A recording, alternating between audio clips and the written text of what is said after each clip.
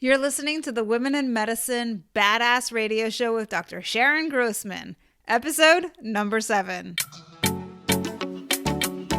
Welcome to the Women in Medicine Badass Radio Show, where we deal with the real issues to get you from overwhelmed to optimal. And now, your host, Dr. Sharon Grossman. Hey there, Wimbas. Welcome back to the podcast. How have you been doing? I hope you're doing amazing. But if not, if you've been feeling burned out, that's cool, because that's what we're going to be talking about today. Burnout is not a new trend. It's definitely nothing new to healthcare workers. But since COVID-19, burnout's actually been on the rise, and it hits women in medicine especially hard. So today we're going to uncover why that is and what you can do if that's you. Now, before we jump in, let's all get on the same wavelength. I know there's a lot of talk about burnout, but too often I find that people don't necessarily know how to define it or understand what it looks and feels like. You know what stress feels like? It's when you have high blood pressure, your muscles are tense, your jaw is clenched, and your body hurts. It's also when you feel exhausted or have trouble sleeping.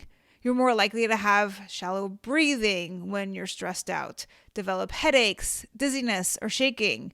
You might even develop stomach or digestive problems, not to mention the cognitive and emotional signs of stress. When you're stressed, you're more likely to think in a loop about things that are going on.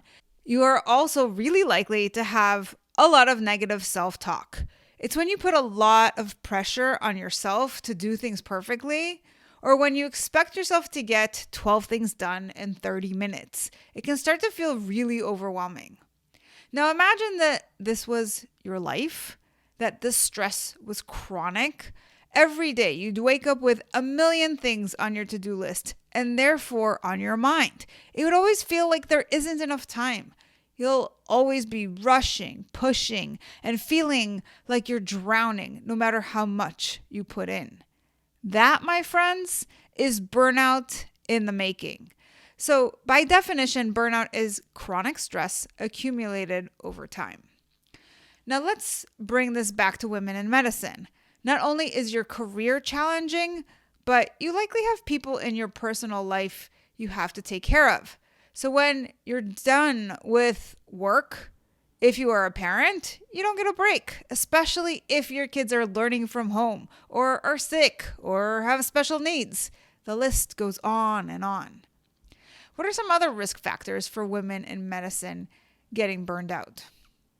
How about the discrimination you face at work, where you are less likely than your male colleagues to get promoted or get recognized? In your career, you might find it more challenging to find mentors. As a woman, you are statistically more likely to get paid less than men, but have more caregiver responsibilities. If you struggle with imposter syndrome, you will have more stress and anxiety in your job no matter how long you've been there and how good you are in it, even when others praise you for your work. As a result of all this, not only do you suffer, but your work and your relationships suffer. When you're burned out, your patients will get poorer care and therefore feel less satisfied. They won't trust you as much.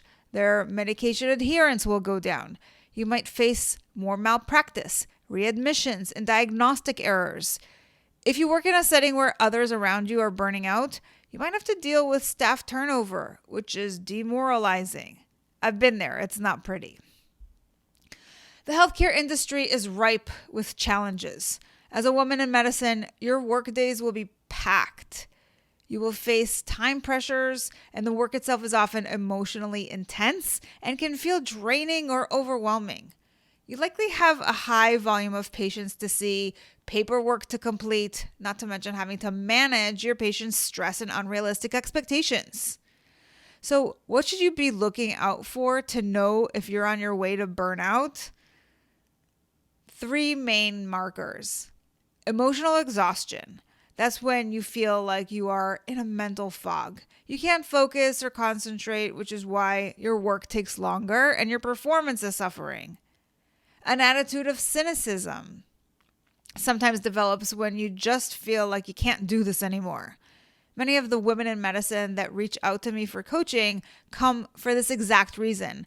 They believe they have to change careers because they can't see how on earth they could stay in the game. And because they really love the work they do, this is heartbreaking for most. And that's why burnout coaching is such a passion of mine. I truly believe that most people can continue to stay in their career if it is something they love once they figure out their mindset and habits. And lastly, if you see that over time you are accomplishing less, you will lose your confidence in your ability to perform and get stuck in a self-perpetuating cycle. To recap, you're looking to see if you're mentally exhausted, feeling cynical, and have lost your confidence in your ability to do your work, or just plain seeing that you're accomplishing less. In addition to these, here are some more tangible ways to identify burnout in yourself. If you're feeling tired and drained most of the time, and even when you get adequate rest, you still feel tired, that's one sign. Often people tell me they need a 4-day weekend just to get back to baseline. As we know, stress lowers your immune system. So if you're feeling sick a lot, that's a sign that you're burning out. If you get frequent headaches, have chronic back pain, or have muscle aches, that's a physical manifestation of stress. And just like we see in depression, if there's a change in your appetite or sleep, that could be a sign that you're experiencing burnout. You might be curious about how others in your specialty are doing.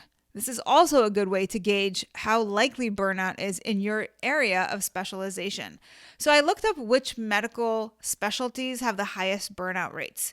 Here they are: critical care, neurology, family medicine, obstetrics and gynecology, internal medicine, and emergency medicine. These range from 45 to 48% burnout rates. So nearly 1 in every 2 physicians in these areas are burning out. This is only slightly higher than the roughly 40% statistic for old docs and nurses. That means that either you are burning out, have burned out in the past, or know other people who are burning out. And I wouldn't be surprised if it were all of the above. Since the start of COVID, many of you actually had to step up your game because the profession needed you more.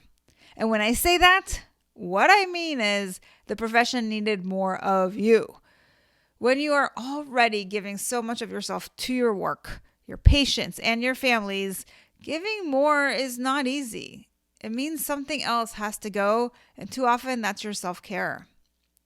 Not only that, but if you are a frontline worker, you were more exposed to COVID. You may have even contracted it yourself. All this increases the stress you were already experiencing. And to put the icing on the cake, many medical professionals either lost their job or experienced a reduction in pay or hours. You had to navigate brand new ways of doing business if you were in private practice. And all that on top of the unknowns brought on by this virus. So, what are the effects of this chronic stress? Many women in medicine love what they do, but too often their career takes up so much of their time that they have less time to spend on their loved ones. And when they are around their families, they might be so exhausted that it makes it hard to be present. That might explain why 40% of female physicians end up leaving or cutting back their hours by their 6th year.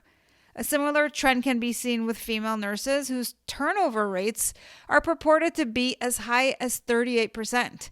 Just when you thought that working less was the answer to your stress problems, it comes with its own set of issues. Specifically, working less can create more stress related to paying back student loans and other financial debt. And if that's you, how are you coping with the stress? Some women in medicine turn to junk food or overindulge in drugs or alcohol. When this translates into weight gain, poor health, and addictions, you find that sleep, mood, and relationships are all negatively affected. There's got to be a better way. Stay with me here. Everything I just listed off points to external stressors. They are the culprit. That said, it is up to you to learn to manage your thinking to avoid feeling stressed, to avoid becoming anxious, overwhelmed, or burned out. That's because negative emotions are a product of your thinking. Let's look at an example. Think of a time when you were in the same situation as someone else. While you may have been negatively affected by the circumstances at the time, your friend or colleague was unfazed. The reason for this difference in outcomes relates to perception. It's not about what happens to us that makes us feel how we do. It is how we think about what happens to us that leads to those feelings. When we misunderstand someone's intention, we can feel upset by our interpretation. Once we realize what they truly meant, our perception shifts, and consequently, so do our feelings. The same is true in the workplace. It is your thinking that creates your current emotional state, not the circumstances. When you shift your mindset, you shift your anxiety into a state of calm. So the next time you find yourself ruminating about mistakes you've made or worrying about what the future will bear, bring yourself back to the present moment. Recognize you have a choice about where you focus your mind. The world around you will remain imperfect. The healthcare system in which you work will continue to be deeply flawed. When you fixate on what should be different, you'll only feel frustrated. Instead, focus inward on what you can control. And the only thing you have control over is yourself. By learning to manage your thinking, you can shift out of a negative state, adapt to change rather than remain stuck in how things were before, and trust yourself to make the best of the situation while engaging in self-care. The responsibility of self-management and self-care may seem like an added burden to your already burdened life, but by increasing emotional intelligence and managing your energy, you lighten your load. What may have seemed overwhelming previously may feel easier when your perspective shifts, when you are in a state of balance, and when you are able to accept aspects that exist outside your control. You are stronger than you realize, and no matter what, remember, you always have a choice. Remember one thing, you have to focus internally, and when you do, you will regain control over your reactions and refocus on what really matters long term. Your task this week is anytime you feel stressed to identify the thoughts you have about your circumstance that creates that feeling of stress. Take a long, hard look at that thought and ask yourself how else you might be able to look at that situation that feels at least more neutral. That's your challenge. Share with me what you come up with. I can't wait to hear all about your discoveries. Have a fabulous week, everyone, and I'll talk to you again next week. Take care. Thanks for listening to the Women in Medicine Badass Radio Show. If you loved what you heard, join my Tribe to Thrive. It's a free community where you'll receive daily tips and weekly trainings to optimize your life. Go to drsharongrossman.com to sign up. I'll see you on the inside.